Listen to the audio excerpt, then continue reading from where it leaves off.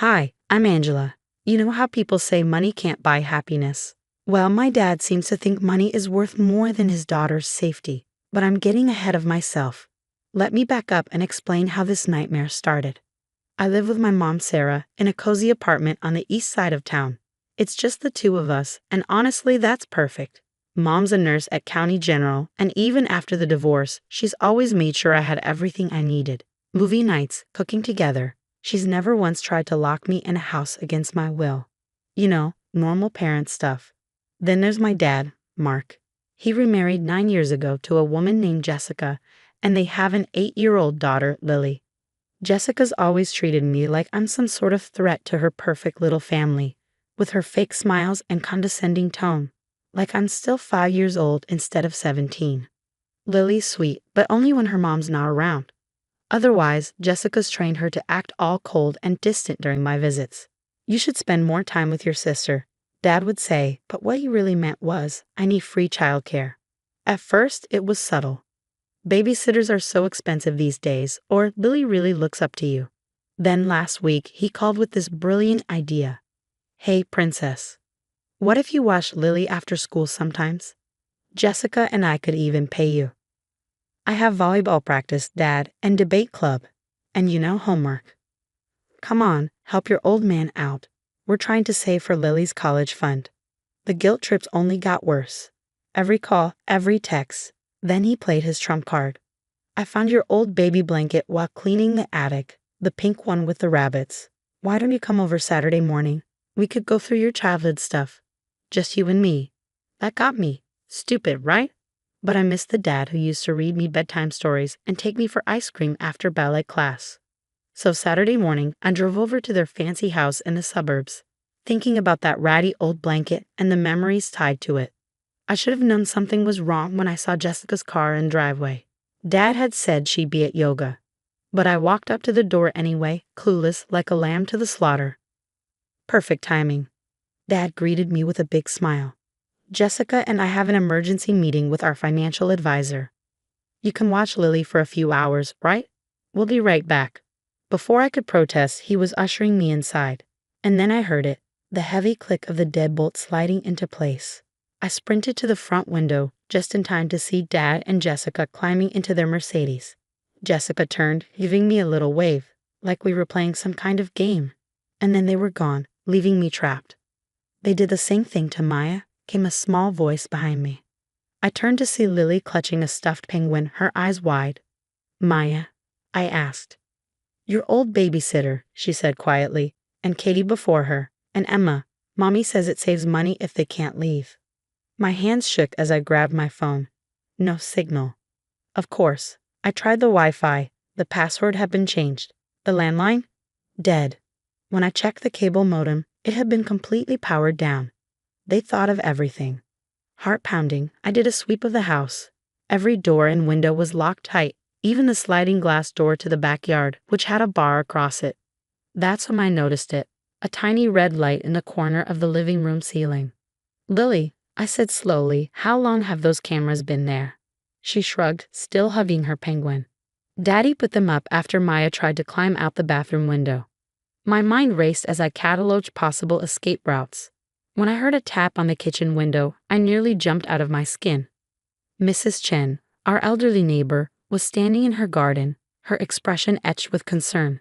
She'd lived next door long before Dad married Jessica, and she'd always been kind to me during visits. Everything okay? She mouthed through the glass. Your father seemed upset. I shook my head frantically, gesturing to signal we were locked in. Mrs. Chen's eyes narrowed as she pulled out her phone. Pressing my hand against the window, I carefully traced the numbers backward. 911. Before she could dial, Jessica's car pulled into the driveway. Mrs. Chen quickly pretended to prune her roses, but I caught her subtle nod. She understood. Just forgot my laptop. Jessica chirped as she unlocked the door, her eyes darting toward the kitchen window, scanning for signs I'd tried anything. You girls having fun? We're fine, I replied, keeping my voice steady. Hey, when did you install the new security system? Something flickered across Jessica's face, surprise, concern, before her polished mask slipped back into place. Oh, you noticed? Just keeping everyone safe, sweetie. You can never be too careful these days. The moment she left, I grabbed my phone and started recording. Lily, I said, keeping my tone casual, can you tell me again about Maya and the cameras? I want to remember all the fun things we talk about today. My little sister nodded eagerly and began recounting the same horrifying stories. I kept the phone partially hidden behind a throw pillow, its lens capturing everything while the red light of the ceiling camera blinked above us.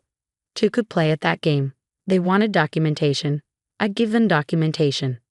I just hoped Mrs. Chen was making her own calls. By the time Dad and Jessica returned that evening, I had over 2 hours of recordings.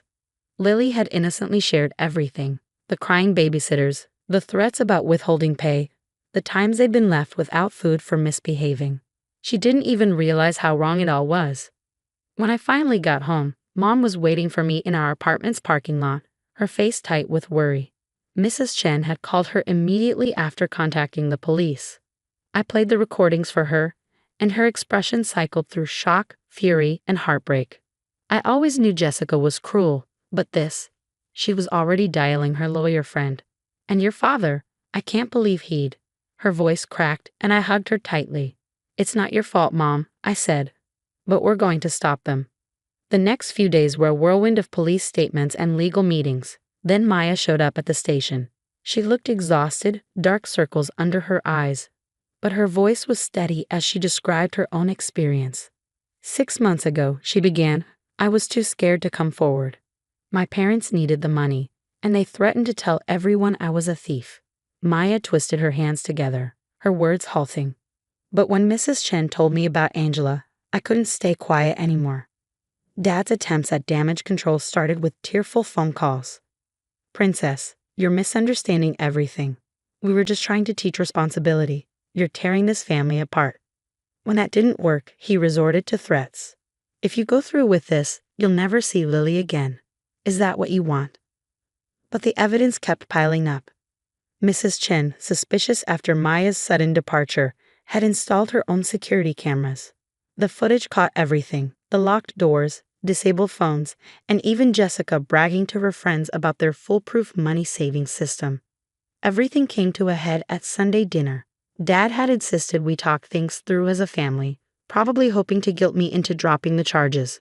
Mom came with me, her lawyer friend Sandra, and Tao, though Dad didn't know that part. Let's just put this unfortunate misunderstanding behind us. Jessica cooed, serving pasta like she was auditioning for Mother of the Year. We all want what's best for the girls. You're right, I said, pulling out my phone. So let's hear what Lily thinks is best. Jessica's face went pale as I hit play. Lily's innocent voice filled the room. And then Mommy said if Maya told anyone, they'd make sure no one ever hired her again.